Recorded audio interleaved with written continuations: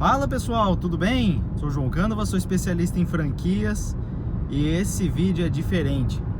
Você tá vendo aqui, eu tô no carro, mas pode ficar tranquilo. Tô dentro da velocidade aqui, deixei o carro aqui no piloto automático para não passar a velocidade aqui, a rodovia tá vazia. Então eu vou aproveitar um tempo de qualidade para gravar um conteúdo aqui para você, tá certo? Então não vou olhar muito aqui para a câmera, obviamente, vou dirigir.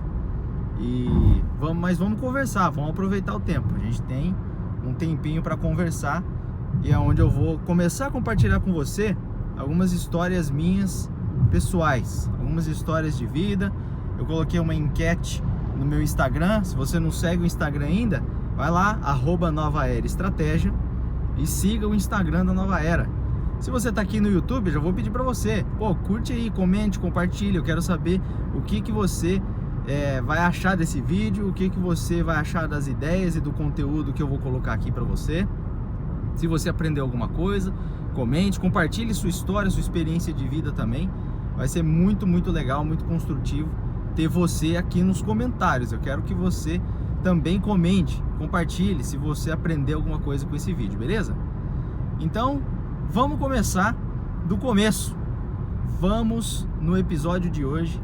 Vou contar para você o seguinte: eu nasci em Araçatuba, interior de São Paulo, capital do boi gordo. Olha só, já nasci na capital do boi gordo. E você acha que eu sou ansioso ou não? Nasci de 8 meses, cara. 8 meses, estourei a bolsa da mãe e pedi para vir pro mundo, porque eu já queria começar a arte, já queria começar a vida antes da hora. Então olha só que louco. Você é prematuro também? Você não é? Tem alguém na sua família que é? Eu sou prematuro, cara. E assim, eu cresci, na verdade, eu sou natural de Araçatuba, mas eu só nasci lá. Eu só fui pro hospital lá nascer e voltei pra minha cidade. Eu cresci e me criei em Auriflama, interior do estado de São Paulo, uma cidadezinha pequena, pequenininha, com 15 mil habitantes. Acho que na época que eu nasci, devia ter menos ainda. Devia ter, sei lá, umas 10, 12 mil pessoas, sei lá. E não cresceu muito de lá pra cá, não. Tá? Continuou quase que na mesma. Você tá falando de mais de 35 a 36 anos que eu nasci quando eu gravei esse episódio aqui. Tenho 36 anos quando eu tô fazendo essa série aqui pra você. E aí me criei em Auriflama. Cara, pensa, uma cidadezinha pequenininha, interior de São Paulo. E vou contar um negócio pra vocês. A cidade lá já teve cinema, cara. Você acredita? Quando meus pais eram adolescentes, eles contam que tinha cinema. E aí eu cresci e não tinha mais cinema na cidade. É brincadeira. Aí você imagina, lógico, devia ser um cinema pequenininho e tal, mas uma tela, cadeiras, né?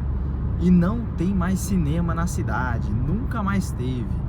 Olha que coisa de doido. E aí, beleza. Gente, cidade pequena, não sei se você já visitou cidade pequena, se você é de cidade pequena, se sua família, se tem parentes em cidade pequena, mas é um negócio muito massa, né? Porque em cidade pequena você tem a chance de realmente aproveitar as melhores coisas da infância, principalmente da infância. E é muito legal porque eu cresci num ambiente absolutamente livre. Eu cresci hiper mega livre lá na minha infância. Sabe aquela coisa de rolemã? Cara, o que você imaginar das brincadeiras de criança eu tive, cara. O que você imaginar, casa na árvore. Depois eu vou contar pra vocês essas questões de casa na árvore e tal.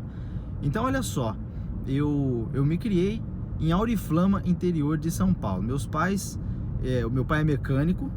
Só que não é qualquer mecânico, não. Meu pai é mecânico de trator pesado, máquina de esteira, trator de esteira, pá, escavadeira, essas coisas assim. Eu cresci em oficina, olha só. Mas eu não entendo bulhufas de carro, de mecânica e tal. Eu não entendo. Eu tenho noção, óbvio, eu tenho noção. Eu cresci nesse ambiente, mas eu realmente não tenho noção de desmontar um trem aí, montar de novo e tal. Eu sou meio fuçado na parte de eletrônica, vou contar pra vocês. Eu acho que isso veio um pouco do meu pai. Então eu via meu pai desmontando o trator, reformando, pintando, montando de novo. Meu pai teve firma, né? Empresa de esteira e tudo mais. E aí muito legal porque você vai crescendo e olha só como que essas coisas vão formando você. Então é legal você resgatar um pouco do seu passado, que você vai resgatando um pouco da sua formação como pessoa, como ser humano. Isso é muito legal, isso é interessante de ser falado. Às vezes você tem características hoje que você não faz ideia de onde vieram e vieram do seu passado, da sua formação. E o meu pai, ele é autodidata, mecânico autodidata, cara. Ele não fez faculdade, estudo, essas coisas e tal. Mecânico raça mesmo, raiz. Foi lá, aprendeu. Mecânico, principalmente diesel, motor a diesel. Meu pai entende pra caceta de motor a diesel, essas coisas todas. Cada pedacinho de um trator, de um caminhão e tudo mais, ele sabe. Ele sabe mexer. Isso é legal, porque eu cresci, cara. Então olha só que louco, eu cresci num ambiente absurdamente insalubre. Oficina, mexendo nas máquinas lá, cara, nas furadeiras, mexendo no esmerilho, aquelas coisas que saem faísca, que você pega assim e tal. Nossa, cara, não sei como não perdi um braço, perdi uma perna crescendo em oficina, porque tinha tudo para dar errado. Hoje em dia os pais e as mães criam as crianças, né? Coloca aquelas almofadinhas na quina dos móveis, né? E eu já enfiei dedo na tomada, tomei choque. Eu desmontava, montava pisca-pisca, mexia com coisa elétrica. Meu amigo, minha amiga, eu só tô vivo por Deus mesmo. Deus tem um propósito na minha vida, com certeza. Porque olha, fiz arte, hein? Meu Deus do céu. Imagina, uma criança, cidade pequena, bicicleta rolemã, a gente andava de bicicleta para estrada de terra, nadava em riozinho. Jesus amado, comia goiaba nos pomares aí das fazendas, nas estradas de terra que a gente ia, nadava em riozinho sujo. Meu Deus do céu, só coisa errada, hein? Só coisa errada. Mas deu certo, tô aqui, tô vivo. Olha que massa. Nossa, e barro, cara, brincava na chuva, no barro, na enxurrada. Jesus amado, já me afoguei em água de chuva, bebi água de chuva. Jesus do céu. Gente, que coisa de criança, né? Coisa de criança que teve uma infância legal, que aproveitou a vida. Então eu tenho uma parte de ser um pouco fuçado na parte de eletrônica. Cara, já desmontei chuveiro, computador, celular, o que você imaginar de eletrônico, videogame. Já mexi, já reformei, já restaurei coisas eletrônicas assim. Acho que eu sou meio fuçado nessa parte de eletrônica por conta da oficina que cresci vendo meu pai desmontando trator. Então acho que eu peguei um pouco e adaptei isso para eletrônica e aprendi a mexer, fuçar, abrir. Eu abria as coisas, cara. Eu abria eletrônico, essas coisas, para ver como funcionava. Olha que louco, carrinho de controle remoto. Eu ficava com aquilo na cabeça assim, falei, cara, como que esse carrinho aqui funciona? Eu aperto o botão, o carrinho vai para frente, eu viro, o carrinho vira. Como que esse controle conversa com o carrinho, né? Então olha só que louco. E aí fui desmontando as coisas, aprendendo a mexer e fui fuçando. Acho que isso desenvolveu um pouco mais esse raciocínio lógico. Eu sou um pouco mais estratégico, planejador. Eu fico pensando, eu analiso muita coisa, eu cruzo dados e acho que isso vem um pouquinho dessa parte lógica, essa parte exata, né? Muito importante para o mundo dos negócios, principalmente você que tem negócio, você desenvolver essa parte exata. E aí, cara, desmontava eletrônico. Eu restaurei meu iPhone. Uma vez meu iPhone caiu naqueles copões de Coca-Cola, sabe? Caiu dentro da Coca, estragou, corroeu o iPhone. Eu falei, eu vou restaurar isso aqui, não vou deixar isso aqui de graça não. Abri, limpei, sequei, álcool isopropílico e troquei peça do que tinha que trocar e vim olhando o tutorial no YouTube. Cara, restaurei um iPhone inteiro. Você tem noção? Assistindo tutorial no YouTube, comprei as pecinhas no Mercado Livre e restaurei meu iPhone. Falei, eu não vou perder esse telefone, agora não vou comprar um novo mais nem a pau. E aí, Olha só que interessante. A minha família é uma família de classe média baixa. Não fomos classe média alta, porque classe média alta, você vê no Brasil classe média alta, ainda, sei lá, você vê as famílias viajando, vai pra praia, viaja pra fora. E meu pai e minha mãe sempre trabalharam muito. Ainda não falei da minha mãe, mas eu vou falar. E a minha família é classe média baixa. Graças ao bom Deus eu não tive nenhum tipo de dificuldade financeira, não passei nenhum perrengue, fome, essas coisas. Realmente não, graças a Deus. Meus pais sempre batalharam pra caramba pra suprir absolutamente tudo que precisava suprir em casa. Os dois trabalhavam. E aí tem aquela questão, né? Ah, pai ausente, mãe ausente. Ah, eu tenho trauminha. Bicho, para com isso. Para com isso. Teu pai e tua mãe tá ralando pra caceta pra te dar uma vida boa. Às vezes te dá um estudo bacana, uma escola boa, um intercâmbio, alguma coisa que seja. E você aí tem trauminha. Ah, eu tenho trauminha porque meu pai e minha mãe, eu não tive meu pai e minha mãe, e os momentos importantes da minha vida eles não estavam. Cara, para com isso. Na escola tinha apresentaçãozinha de teatro, essas coisas e tal, mas eu nunca vi meu pai e minha mãe lá. Esses campeonatinhos de futebol de salão, coisa de educação física, bicho, nunca. A única coisa que os meus pais compareciam era os auditórios do conservatório, que eles pagavam escola de música pra mim. Graças a Deus eu fiz música, estudei música.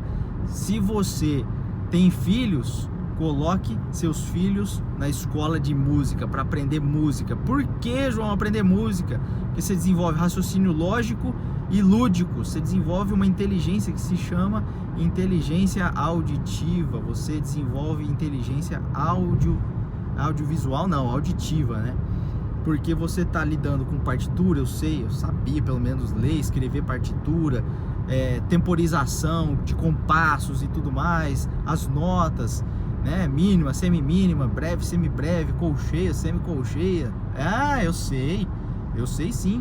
Então eu estudei música há alguns anos, aprendi piano, teclado, e eu me apresentava nas audições do conservatório. Então, graças a Deus, meus pais me colocaram para aprender música, porque hoje música, eu sou baterista. Depois, assim, abandonei um pouco essa parte de teclado, mas ganhei um ouvido muito bom para música. E aí depois, gente, eu fui abandonei mesmo, coisa de adolescência, infância e tal. Teve uma época que eu não estudava música mais, mas aí eu falei, cara, eu não gosto de tocar teclado, não quero ficar lá do lado do palco da banda e tal, tocando um negócio que ninguém escuta. Não tô afim disso aqui, não gosto disso aqui. Mas isso me deu um ouvido muito bom. E aí o que eu fui aprender? Eu vi alguns vídeos na internet, aí já existia internet, meados dos anos 2000, 1999, 98. E aí eu vi uma galera tocando bateria. Falei, cara, eu vi um cara tocando bateria e cantando. Falei, cara, como que esse cara consegue tocar esses tambores aí e cantar ao mesmo tempo? Com o microfoninho de lapela assim, ó, aquele auricular, e o cara tocando num programa de televisão, se eu não me engano, esses programas antigos de domingo à tarde, Gugu, Faustão, não sei. E depois eu fui descobrir que era o Roupa Nova. Então acho que foi a primeira imagem que eu me lembro, assim, de um cara tocando bateria na televisão. Não foi nem na internet, desculpa, eu falei na televisão. E eu vi o Roupa Nova na televisão, um cara no meio do palco, sentado numa bateria, cantando e tocando bateria. Eu falei, cara, como que isso é possível? Como que o cara tá cantando e tem coordenação e tá lá, e o cara no meio do palco? E eu achei aquilo fascinante, aquilo ficou na minha mente, né? Eu era criança, mas eu não tinha nem me tocado. E aí, galera, olha só que massa. Muito tempo depois, eu falei, cara, eu quero tocar bateria. Vou tocar bateria, sou baterista agora.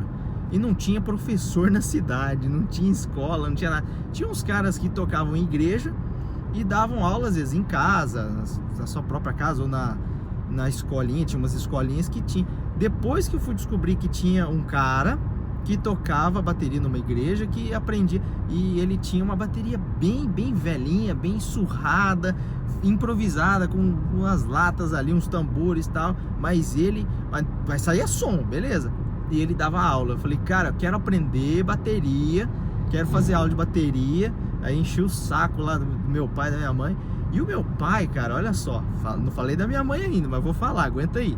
E o meu pai, olha só, ele sempre teve o sonho de ter um filho músico, que tocava bateria, ele amava bateria, ele ama até, né, adora bateria. E quando eu falei que eu queria ser baterista, eu queria aprender a tocar bateria, ele falou, vamos achar uma aula, vamos achar um professor para ensinar bateria para você, porque é meu sonho tocar bateria, eu sempre quis ter uma bateria. E ele, aí depois o sonho casou, né, o sonho casou. Então olha só, fui aprender a tocar bateria. Mas depois eu conto essa história da bateria pra vocês. Deixa eu abrir um parênteses aqui. Eu vou falar um pouco da minha mãe. Difícil falar de mãe, né? Mas mãe é mãe. Minha mãe, ela é professora. Olha só, meu pai é mecânico, minha mãe é professora.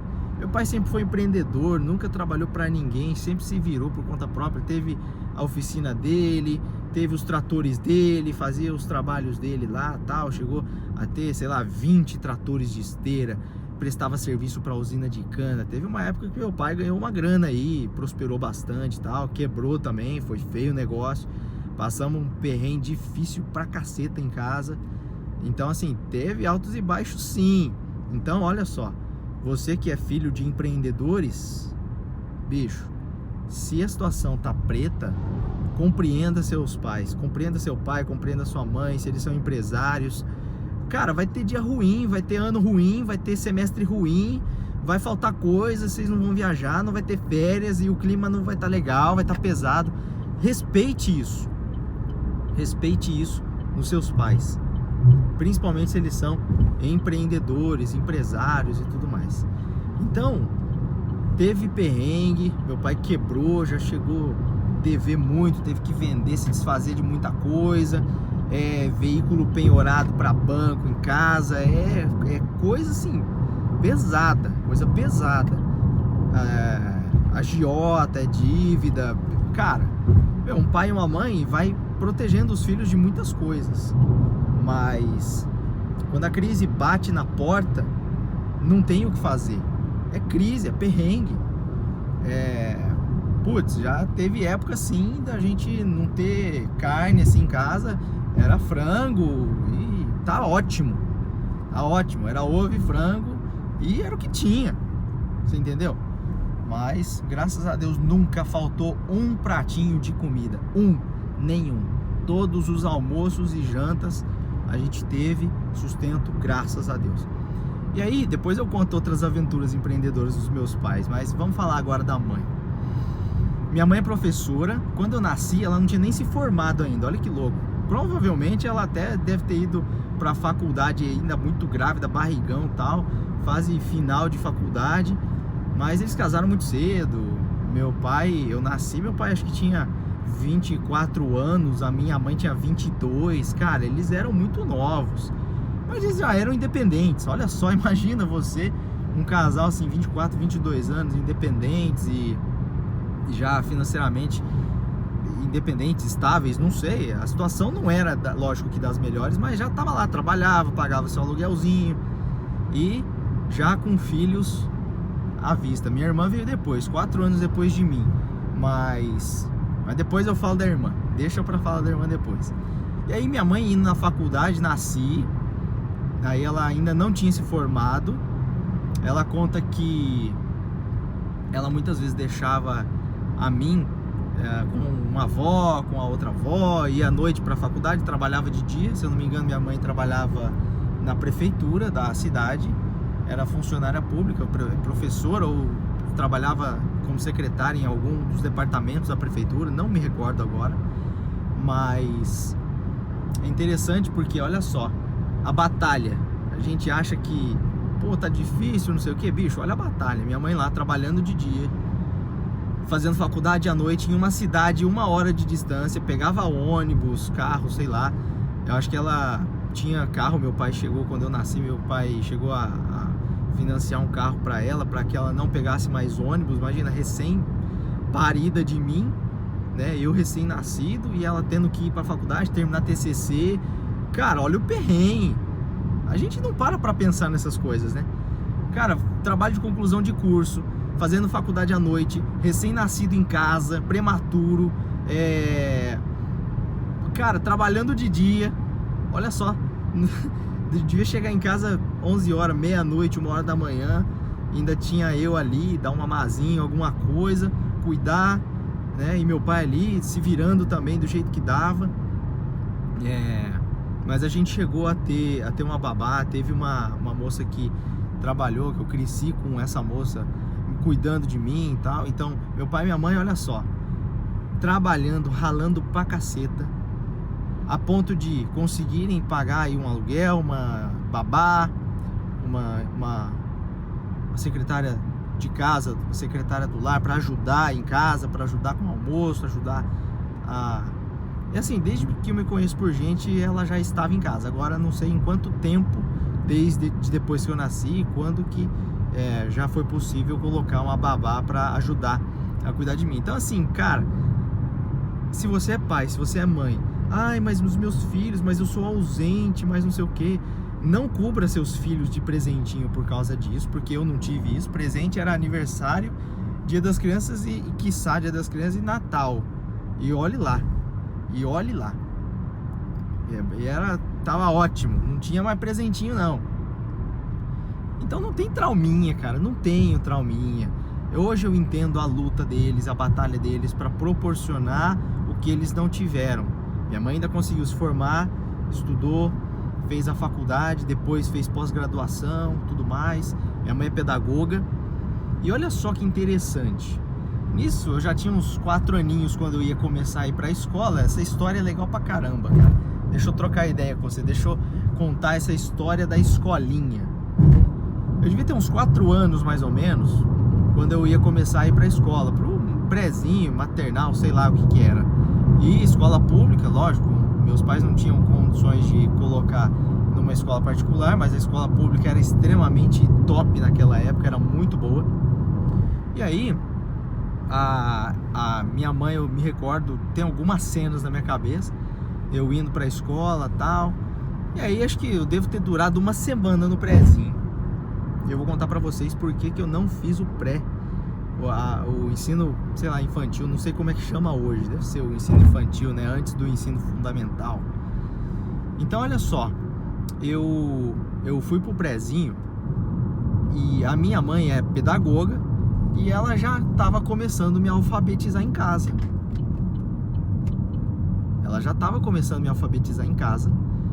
Ensinando as palavras A, E, I, O, U, as vogais, as consoantes, o alfabeto, as sílabas, B, A, bala, né? Muito legal isso daí, eu lembro disso. Tem algumas cenas na minha cabeça, se eu não me engano, eu e minha mãe num sofá, ela mostrando figurinhas, tipo esses caderninhos infantis de colorir e tal, caligrafia, não sei se era caderno de caligrafia, mas tinha ali um começo de alfabetização, antes da escola.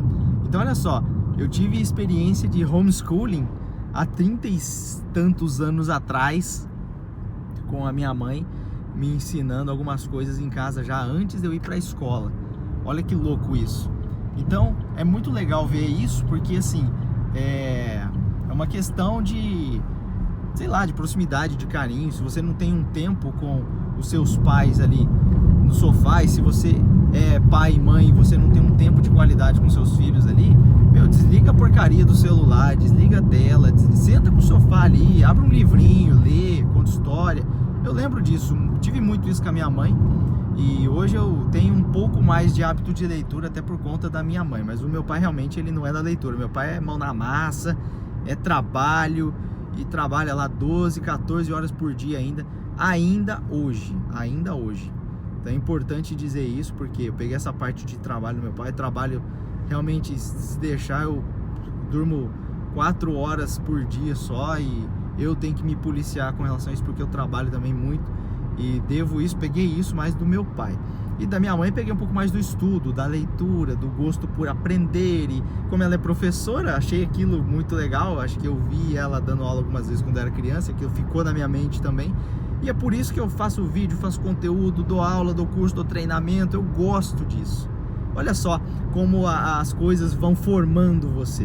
Então é muito legal a gente falar isso.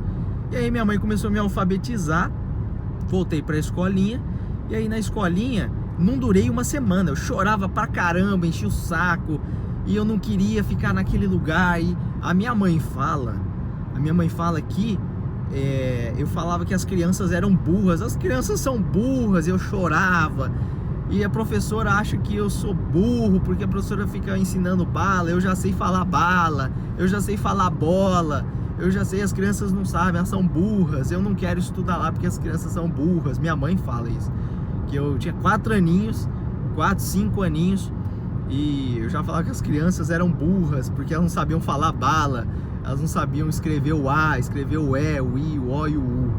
Olha que louco, não sabiam falar o abecedário. Eu chorei muito, dei muito trabalho para minha mãe nessa época de início de escolarização, mas deu certo. Por quê? Porque ela me transferiu.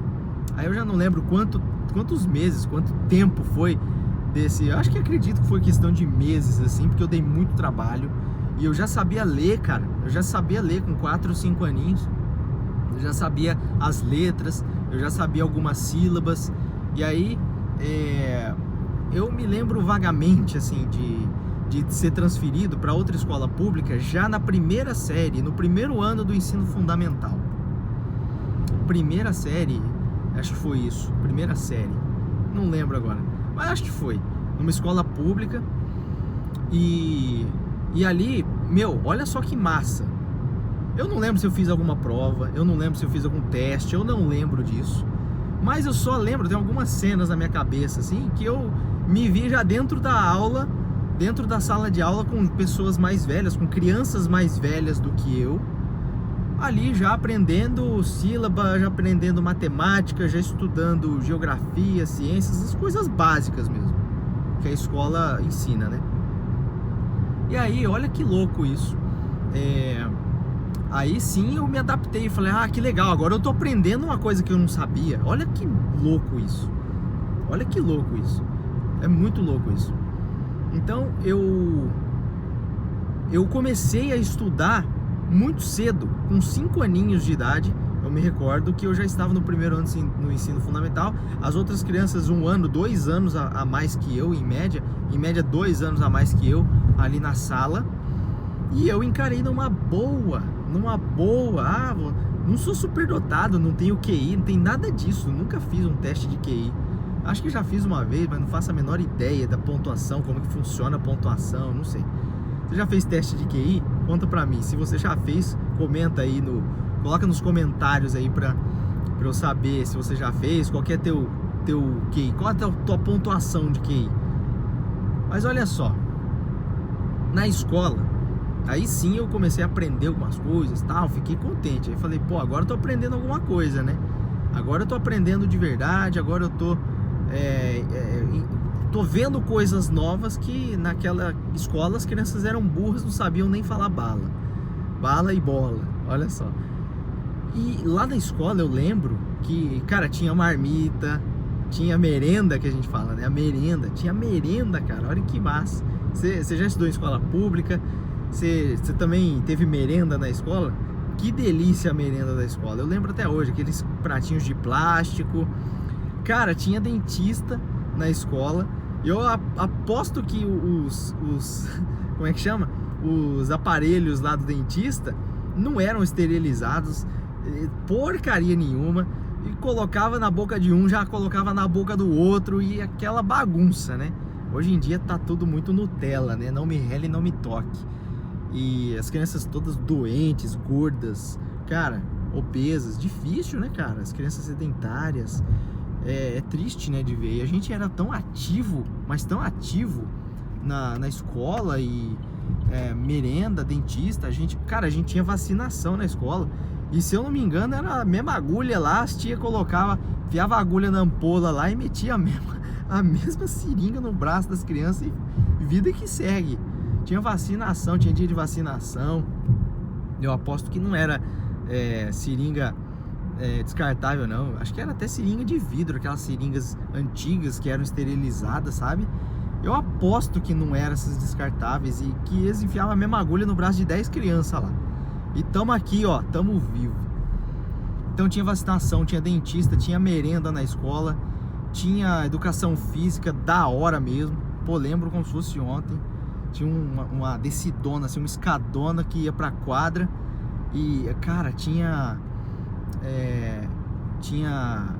um bosque, tipo umas árvores assim no fundo da escola, um terrenão gigante. E na hora do recreio, do intervalo, a gente ia para aquelas árvores, subia em árvore. Cara, acho que tinha uma mangueira, se eu não me engano, uma mangueira que dava manga. A gente comia a manga, rapelava a mangueira da escola. Então, assim, tenho lembranças muito boas desse período de primeira a terceira série. Se eu não me engano, foram 3 anos lá. A gente cantava o hino nacional, acho que uma semana ou duas vezes por semana, não me recordo agora. Tinha hino nacional, a gente fazia reverência à bandeira, a gente cantava o hino da bandeira também, o hino nacional, o hino da bandeira, fazia referência à bandeira nacional. Então, olha só que massa isso. E às vezes tem pai e mãe aí, ó, que não sabe nem cantar o hino. Os filhos não sabem cantar o hino. O hino hoje é desprezado. Eu acho o hino nacional do Brasil uma das composições mais belas do mundo. Se você comparar com as letras de outros hinos, claro, cada país tem a sua própria história, a sua própria cultura, mas o hino nacional brasileiro é a coisa mais linda do mundo, poeticamente dizendo.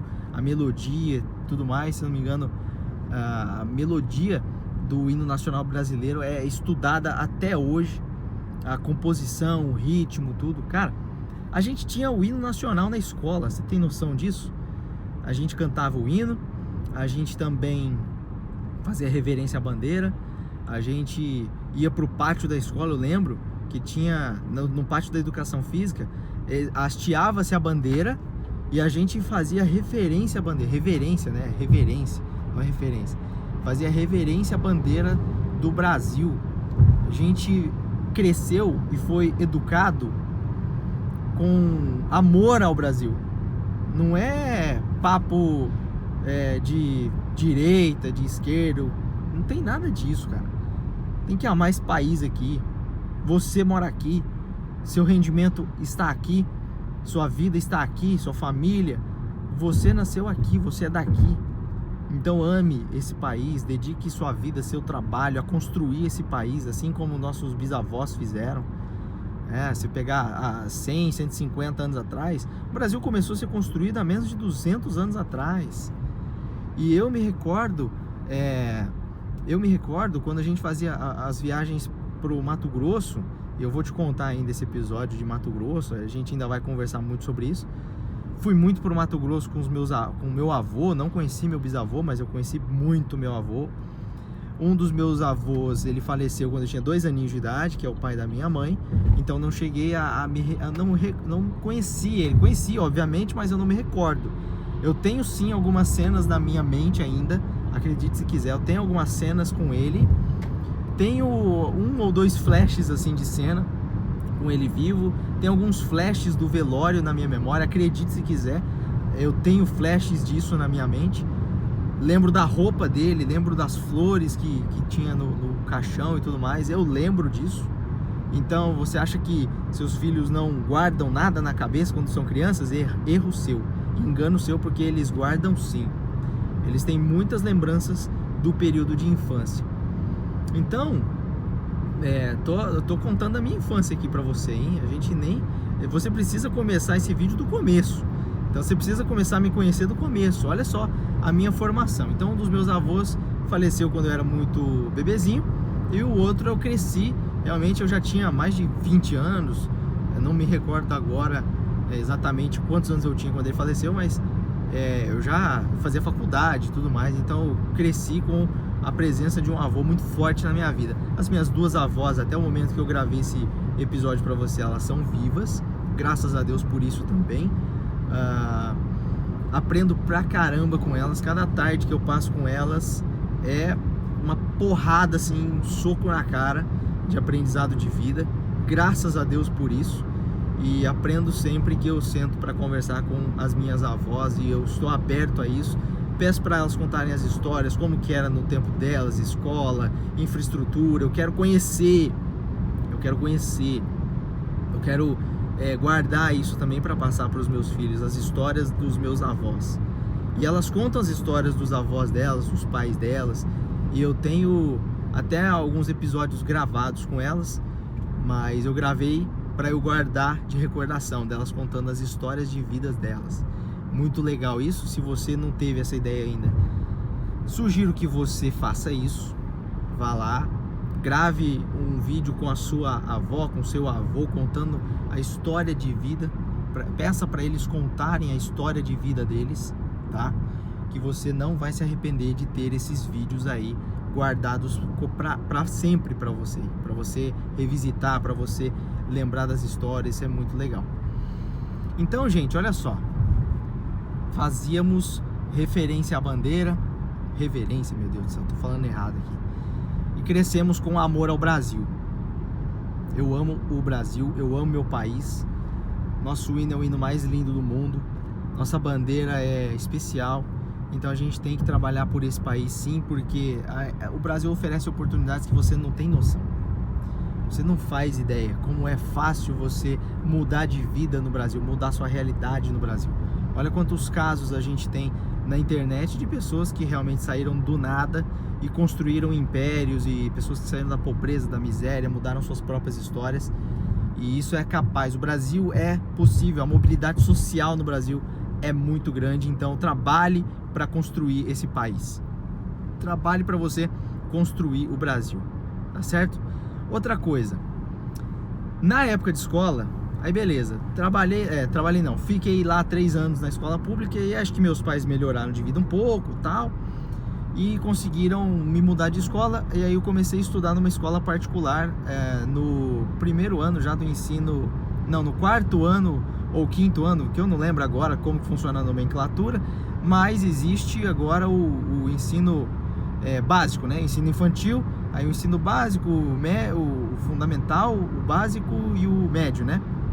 Então eu tava lá na antiga 4ª série, eu comecei a estudar numa escola particular, e ali o ensino decolou, né? Aprendi 5ª série, até na 4ª série eu estudei na escola pública, e aí eu fui para a 5ª série na escola particular. E aí da 5ª série passei por todo esse ensino fundamental, e fui para o ensino médio também na escola particular. E eu estudava para ser médico. Olha só que louco isso. Eu estudava para prestar vestibular de medicina. Então o meu sonho era ser médico, e acho que é um sonho que os meus pais colocaram na minha mente. Isso é mais um sonho deles do que meu, até porque eu não me formei médico. E aí eu prestava vestibular para medicina, muito difícil, muito concorrido, absurdamente. E eu não era um cara tão assim estudioso, eu era da turma do meião. Tem a turma do fundão? Tem a turma do fundão. Já passei muito tempo na turma do fundão, mas depois fui para a turma do meião, e aí depois eu fui para a turma do ladão ali. Nunca fui da turma da frente, nunca fui nerd, nunca fui aqueles caras CDFs, não, nunca fui. Eu sempre fui o cara da nota 7, nota 8, sempre fui um cara um pouquinho acima da média ali nessa questão de notas, e passei, fui lá, beleza, completei meu ensino médio, depois fui fazer vestibular para medicina, e a coisa não ia. Fiz 1 ano de cursinho, morei fora 1 ano, olha só, com 16 anos, olha só essa história, com 16 para 17 anos eu terminei o ensino médio. Muito jovem, né? Muito jovem. E aí com 16 para 17 eu comecei a fazer cursinho, fiz 17 anos no meu primeiro ano de cursinho, morando fora já. Então eu saí de casa praticamente com 17 anos, só voltava para casa para dormir.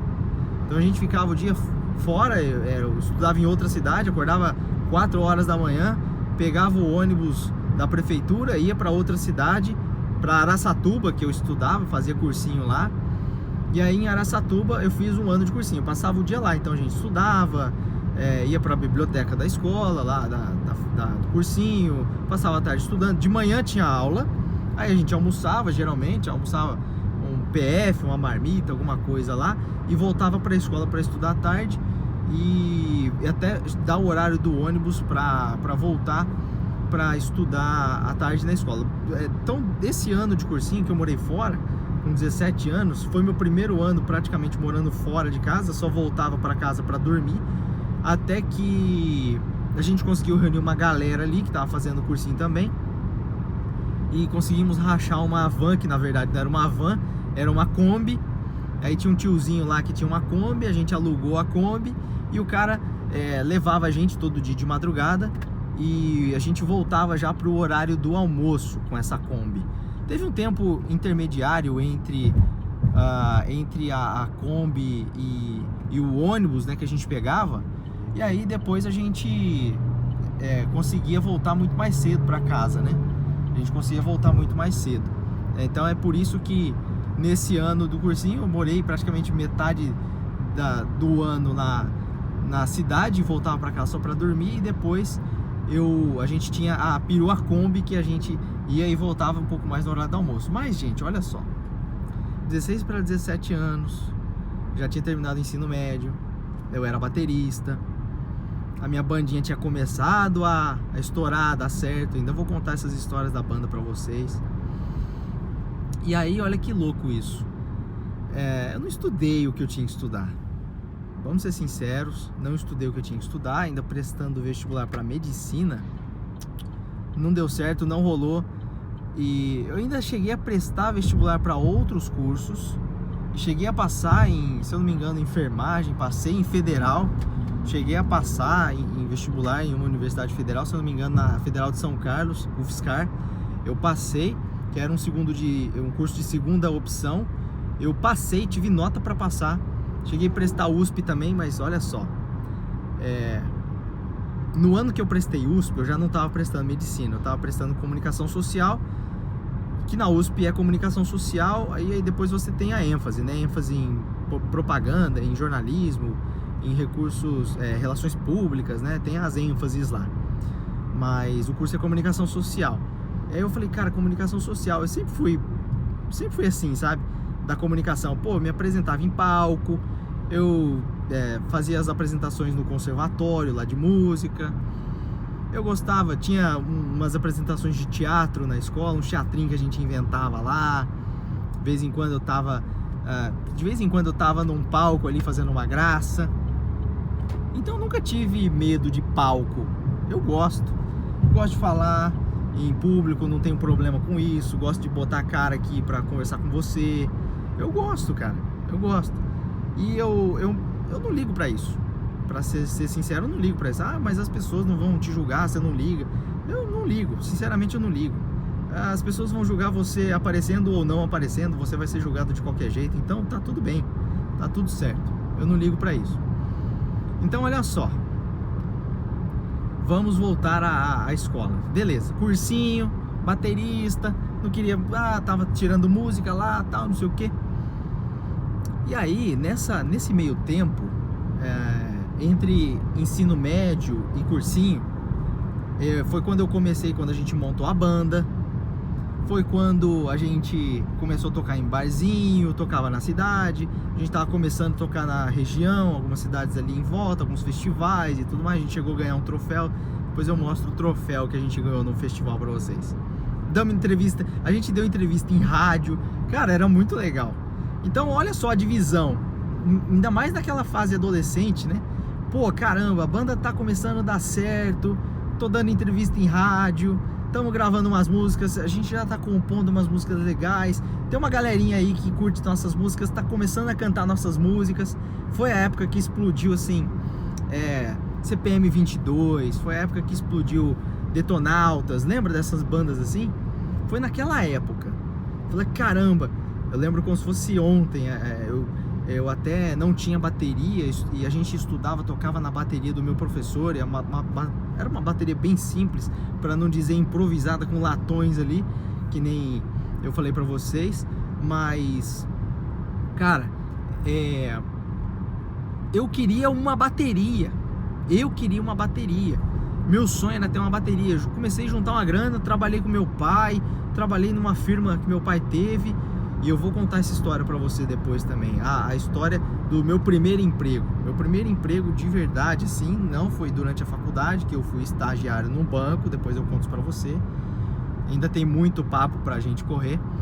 E também, com relação a essa parte de emprego, comecei a juntar uma grana pra minha bateria. Pô, cada graninha que eu conquistava ali, fazendo um bico, fazendo uma coisa, sei lá, fazendo cobrança. Fiz cobrança de bicicleta para alguns escritórios ali na cidade. Sei lá se meu pai tinha conversado com os amigos dele, que tinha despachante e tudo mais. Pô, vai lá no fulano tal, ele que tá precisando de ajuda lá. E eu ia lá, e levava papel aqui, ia lá levar de bicicleta, cara. Fazia cobrança de bicicleta, levava office boy mesmo, sabe? E de boa, tá tudo bem. Isso contribuiu para minha formação como ser humano, como homem, como empresário, empreendedor, como chefe de família, enfim. Eu sou muito grato a todas as experiências que eu tive. E aí, a banda dando certo, o cursinho, estudar medicina, comunicação social, pô, não sei o que eu quero. Sabe aquela fase que você não sabe o que você quer? Você tá bem dividido, começando a pegar as menininhas e ficando famosinho na banda, e as menininhas dando em cima e tudo mais, e falar, cara, tá mais legal aqui, né? Tá mais legal aqui do que estudar. É óbvio que você fica dividido. Então não levei a sério o meu primeiro ano de cursinho e tomei bomba no vestibular, não passei em porcaria nenhuma. E aí, velho, aí o calo apertou. Aí meus pais me chamaram na chincha, falaram, ó, e aí? Vai fazer mais um ano de cursinho, vai trabalhar, o que você quer fazer? O que você quer da tua vida? E aí, dos 17 para os 18, eu falei, não, vou levar a sério, vou fazer mais um ano de cursinho, vou tentar mais uma vez e tal. Se vocês conseguirem bancar esse ano de estudos a mais pra mim e tudo mais, eu vou honrar isso e vou batalhar por isso. Então, primeiro ano de cursinho fui irresponsável. Segundo ano de cursinho ainda tive banda, mas eu realmente mudei de casa. Aí com 17 anos saí de casa, fui morar em São José do Rio Preto, que é interior de São Paulo, 1h30 de Auriflama. E aí em São José do Rio Preto fui para um cursinho estudar lá, e aí realmente levei a sério. Fui morar numa pensão. Essa história da pensão você vai gostar pra caramba, porque assim, eu morei na casa da minha tia acho que um mês. Morei na casa da minha tia até que falei, não é legal, né? Pô, acho que meu pai viu também que era incômodo e tudo mais, mesmo que mandasse uma grana para ajudar com o mercado, com essas coisas. Meu, é incômodo, né? Você tá tirando a privacidade. Minha tia e meu tio ainda não tinham nem filhos ainda, você acaba tirando a privacidade. E aí, fui morar numa pensão. Encontramos uma pensão bem pertinho da escola, quase que no mesmo quarteirão ali. Andava só 5 minutinhos, estava na escola. E aí, nesse ano de cursinho, aí realmente eu levei a sério. Eu levei um pouco mais a sério, estudei e tudo mais. Meu vizinho de quarto, ele estava prestando para engenharia, então a parte de exatas ele mandava muito bem. Algumas coisas a gente estudava junto. E outro vizinho de quarto, porque a pensão tinha 2 quartos no fundo, que era um quarto meu e um quarto desse cara.